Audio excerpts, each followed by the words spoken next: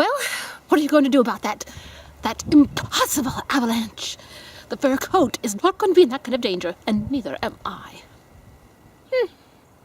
No. Oh, you will. You will do it yourself. Well, I suppose that makes a little bit of a difference.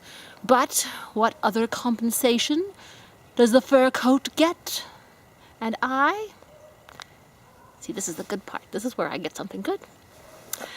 What other compensation will we get for acting in the avalanche scene? Money? All right, check. Good job. And how about a contract for me? I get to do screen tests for some of the top pictures coming up. I know I'd be a marvelous, marvelous actress and a great star if you'd only give me the chance. Please.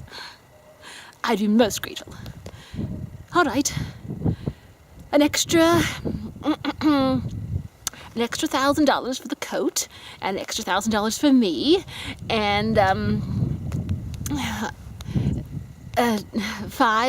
10 screen tests for top parts, and we'll call it a deal.